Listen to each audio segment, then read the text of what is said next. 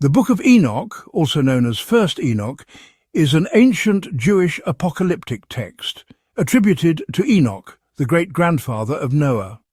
While not included in the standard biblical canon for most Christian denominations, it holds a place of influence in Ethiopian Orthodox Christianity and has had a profound impact on early Christian and Jewish thought.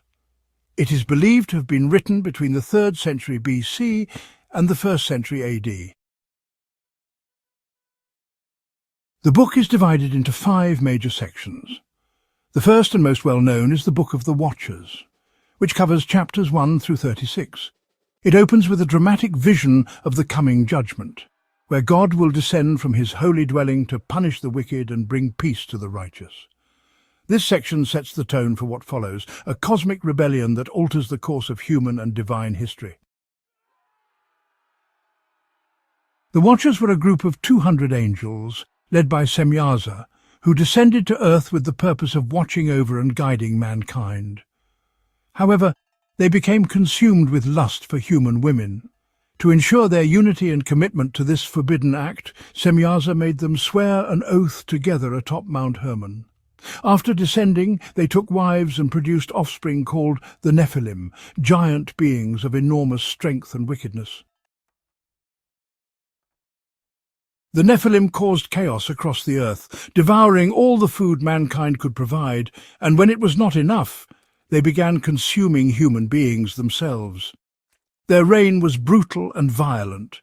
These giants not only brought physical destruction, but they also participated in perverse experiments, sinning against animals and nature itself, suggesting unnatural crossbreeding or corrupt manipulation of life. As the earth groaned under their oppression, the fallen angels also corrupted humanity by teaching them forbidden knowledge. Each fallen angel introduced knowledge that humans were not meant to possess. Azazel taught warfare, how to make swords, knives, and armor. He also revealed the secrets of cosmetics, jewelry, and beautification, leading to vanity and lust. Semyaza taught enchantments and the cutting of roots, which may refer to sorcery and herbal occult practices. Other angels revealed the secrets of the heavens, astrology, meteorology, and earth signs. All of this knowledge was given without God's permission, and rather than elevate mankind, it drove them into deeper sin, arrogance, and violence. God's response came swiftly and powerfully. The Archangels, Michael, Gabriel, Raphael, and Uriel, saw the destruction and cried out to heaven. God ordered immediate judgment. Raphael was sent to bind Azazel and cast him into a desert prison called Dudael, where he would be held in darkness until the final judgment. Gabriel was sent to stir up conflict among the Nephilim so they would destroy each other. Michael was commanded to bind Semyaza and the rest of the Watchers in deep valleys of the earth for 70 generations, after which they would face the eternal abyss of fire.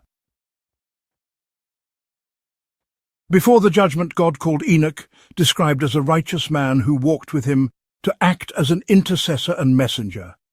The fallen angels pleaded with Enoch to write a petition on their behalf and deliver it to heaven. Enoch was taken up in visions and shown the glory of the Most High. He saw the throne room of God surrounded by fire and holiness. The answer he received was clear. The Watchers' petition was denied. Their sin was too great, and their fate was sealed. They would remain in darkness until the great day of judgment. Their offspring would perish in the coming flood.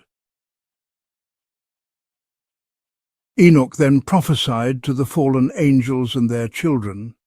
He described how the earth would be cleansed, how justice would be restored, and how the souls of men would be sorted in Sheol, the place of the dead. Enoch explained that Sheol had multiple compartments, a bright area for the righteous, a dark pit for sinners awaiting judgment, and specific places for those who had died unjustly or violently, who cried out for divine justice. Chapters 17 through 36 continue with Enoch's journeys through the cosmos.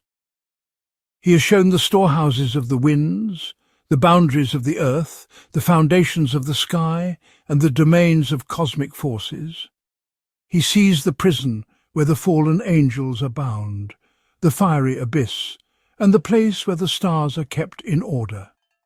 He is also shown the tree of life, which gives off a sweet fragrance and is reserved for the righteous after the final judgment.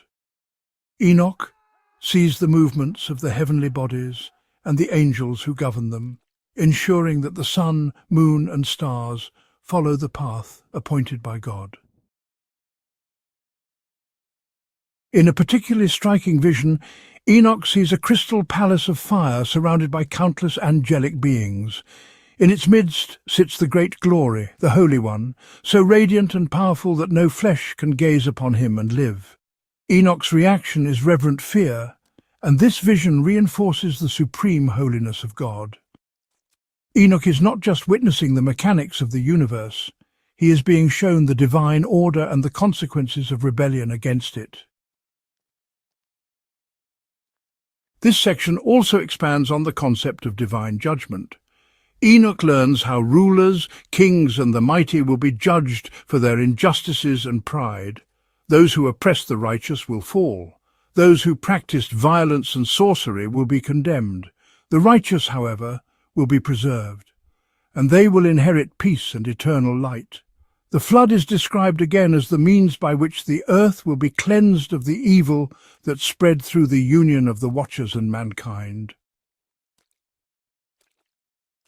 Altogether, these chapters serve to explain the origin of evil, the reason behind the flood, and the early development of eschatological ideas, concepts of heaven, hell, judgment, and salvation. They also establish Enoch as a key prophetic figure who mediates between the heavenly and earthly realms, revealing secrets that clarify God's justice and the hope of redemption.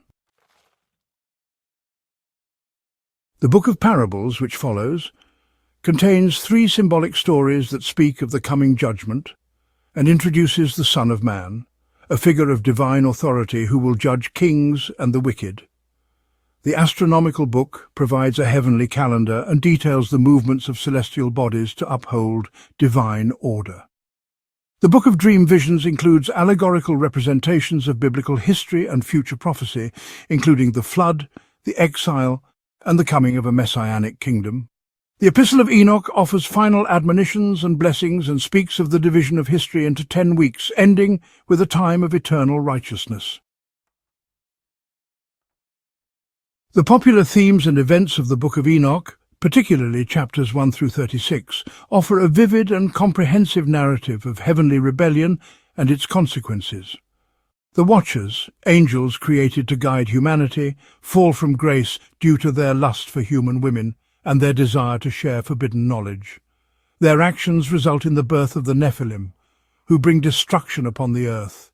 The angels' teachings corrupt mankind, leading to increased violence, vanity, and sorcery. In response, God sends judgment, binding the angels, destroying the Nephilim, and announcing a great flood. Enoch serves as the divine messenger throughout this drama, interceding, receiving visions, and revealing the cosmic order and the fate of the wicked and the righteous. His journeys through the heavens provide a detailed cosmology, while his prophecies lay the foundation for later ideas of divine justice, resurrection, and eternal peace. The themes of rebellion, judgment, and restoration echo throughout the text, offering a powerful and theologically rich account of the ancient struggle between good and evil. Though not canonical for most, the Book of Enoch shaped the worldview of many early Christians and influenced the development of angelology, demonology, and messianic prophecy. Jude chapter 1 verses 14 to 15 in the New Testament even quotes directly from Enoch, showing its early acceptance among some Christian circles. The Book of Enoch provides a dramatic and cosmic picture of sin, judgment, and redemption, blending vivid storytelling with theological insight, and remains a fascinating study for those interested in the ancient biblical world. If you enjoyed learning about the Bible, make sure to like, subscribe, and drop a comment about what story you want to see next.